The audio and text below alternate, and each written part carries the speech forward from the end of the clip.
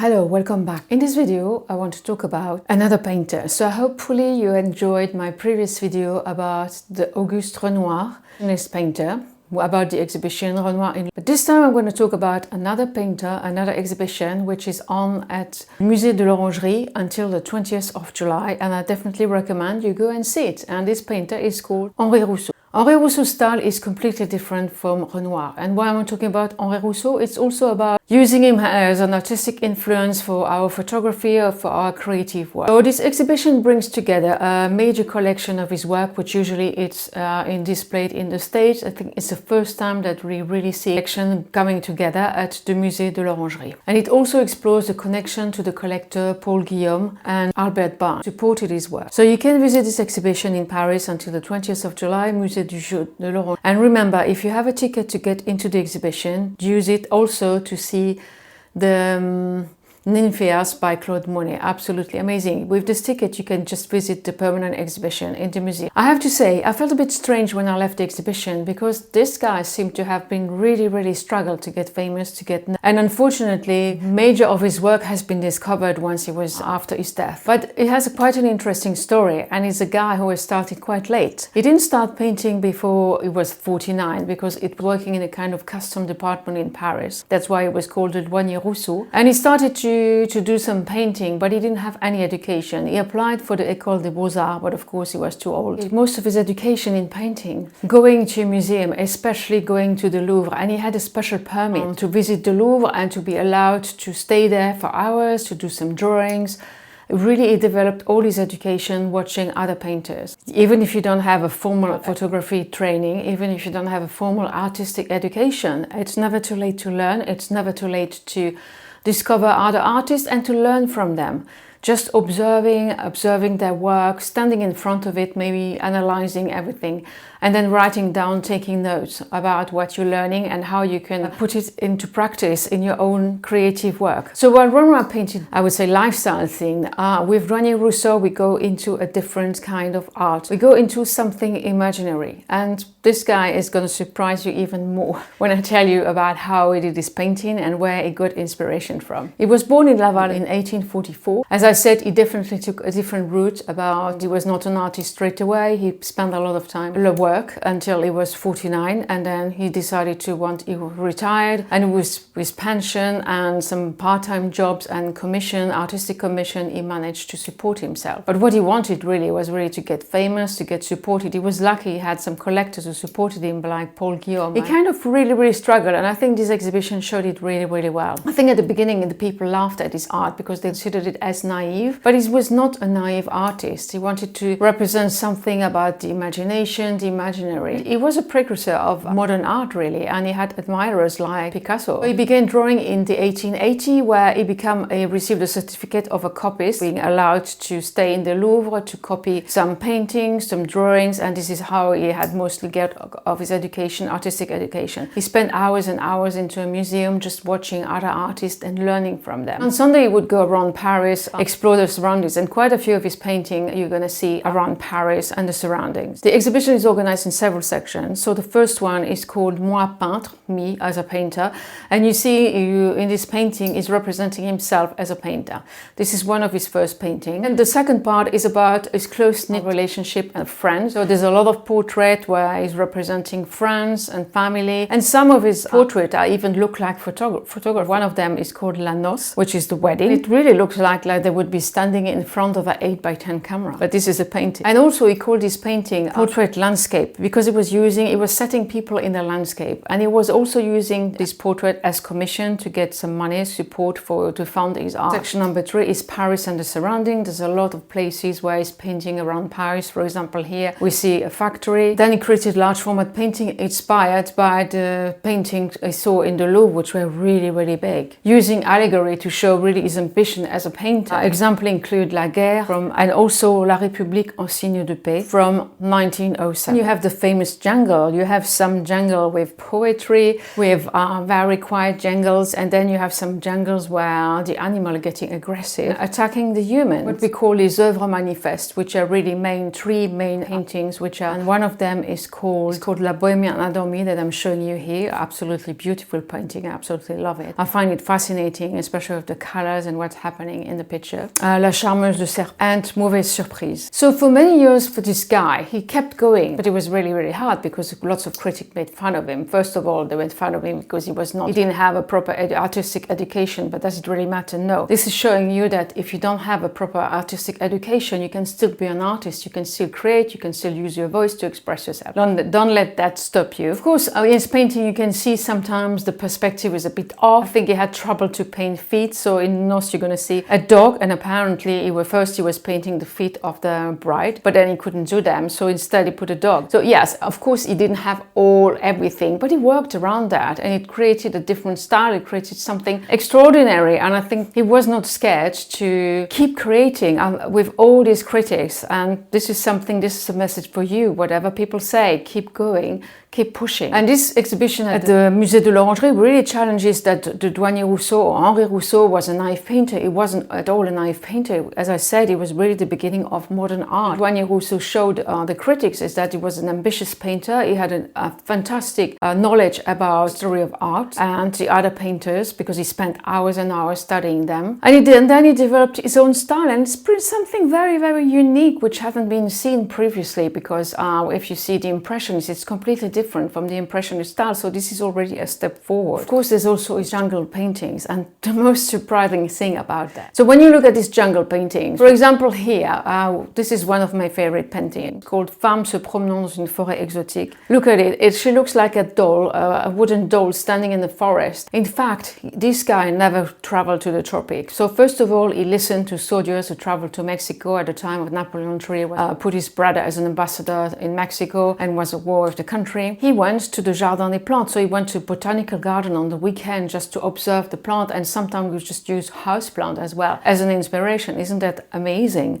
It shows you wherever you go, you can find inspiration. You don't have to travel to the other end of the world to create something different, to create something striking. And I think Botanical Garden, an amazing place for inspiration. Some of his best known paintings, like La Bohémienne Endormie, Sleeping Gypsy, which is one of his most famous paintings, creates themes that caught us between dream and memory. Nothing, she's asleep, but at the same time you have this lion. Is he coming into a dream? Is he coming for real? We don't know. And his canvases are filled with silence, with animals staring into it, or animal even staring at us when you look at this painting. So one of my favorite paintings is Une femme se promenant dans une forêt exotique. I just love that painting. In fact, what I love is that he put people into exotic forests, and that works really well because you have this the composition. First of all, the woman is very small and you have this huge forest, but also the color composition with a lot of orange and pink, and then you have a complementary color, which are complementary colors of the green, which work really well. It's called La Noce, the wedding,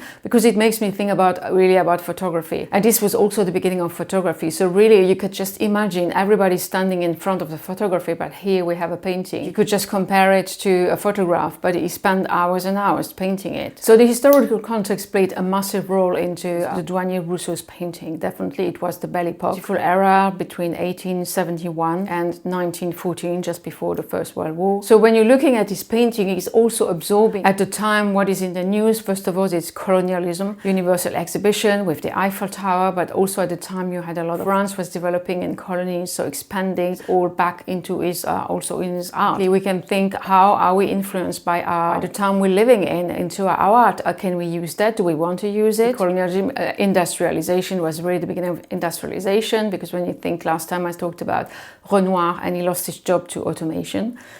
So this is really big revolutions what's happening, and integrating this into his art. Obsession with the exotic, discovering new country. France was colonizing new places in Africa, in North Africa. This was all back in the news. The Douanier Rousseau could learn a lot just for going to these exhibitions. So again, Don't be scared to take inspiration from everywhere you go. It doesn't necessarily have to be art. Be open. Don't be scared to take inspiration from wherever you are. Don't say this is not going to be interesting because it's not, I have nothing to learn from it. If you have an opportunity to go, why don't you go? And come back with some notes and some interesting findings. So when you went to the Jardin des Plantes, there was a lot of, you had the conservatory and the hot houses with exotic plants. This is where also you would get his inspiration from. I think after seeing his painting, it makes a lot of sense to, maybe this was an answer to say, I want to refuse the invasion of machine in my life. I want to continue dreaming. I want to continue getting inspired by plant, by exotism. I don't want necessarily to do anything with industrialization. So it made me think about the search for Gen Z who want to look into unpredictability by using analog photography. So you have two parts of society, which is really one which is really forward, looking into the future, using technology. And the other part is just trying to step back and refusing the predictability of the technology, celebrating something which is about dream, imagination. A time of really a lot of development. You had the metro, you had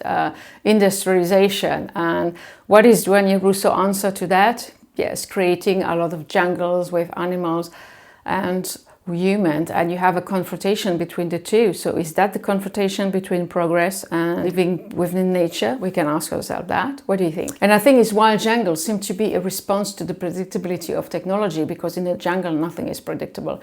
Nothing. You can't be sure of anything. You can have an animal standing in front of you and you could just be killed or eaten. So I think this might have been a response to this predictability of technology. Beginning of the 20th century, the art movement called the avant-garde, artists like Picasso, Robert Delaunay and the poet Guillaume Apollinaire, they thought art was becoming too intellectual and too predictable. So the Henri Rousseau was something like a breath of fresh air really in this world of artistic movement. And they didn't scheme as an unskilled amateur. They really saw him as somebody who was moving forward, who was pushing art forward. So how do you go to the museum? The museum is in Paris. It's close to the Musée d'Orsay. You just have to cross a bridge if you are coming from the Musée d'Orsay. Remember, you have to book this exhibition. The museum stays open late on Fridays until 9 p.m, so take advantage. But don't forget also to keep some time to visit the rest of the exhibition with the Ninfaire by Claude Monet. And remember that the museum is closed on Tuesday, so don't try to go there on Tuesday. So what can we learn from the Henri Rousseau? First of all, I think what amazes me is really he never went to a jungle. He never saw a jungle. He just went to the botanical garden. He maybe used some house plants. He was just taking inspiration whatever he could find and then make something, create a completely new world from it. So this is something that we can inspiration from. Use house plants for our backdrop into a photography. I know a photographer who does created little house dolls, and he uses these as a backdrop, and then he photographs the model separately, and then he puts the model into the house doll in the image with a different perspective. This is something that we could try. We could just photograph these plants, this backdrop, photograph the model separately, and by creating a new scene, mastering layers. We always want shallow depth of field, especially as a portrait photographer. But this is something also we could try to use at the same level, even if the backdrop is in focus. You might need a shift lens to have everything in focus, or a small aperture f16. The art of local travel. So yeah, don't despair if you're not able to travel, if you're stuck in a place because of work or you don't have the funds to travel. Just use the place around you and make the most of it. Try to see your surroundings in a new way. Just walk around, take a different route every day. Take your camera, use your phone camera, another camera, and just try to photograph. Try to see, imagine that you see the place for the first time. Imagine that you have to tell a story about the place where you live in. How would you tell that story? What is going to be interesting, and why? How are you going to use this element in your next photography project? The power of one color. So I've talked about this previously in other videos. Definitely, as photographers, we could explore color a bit more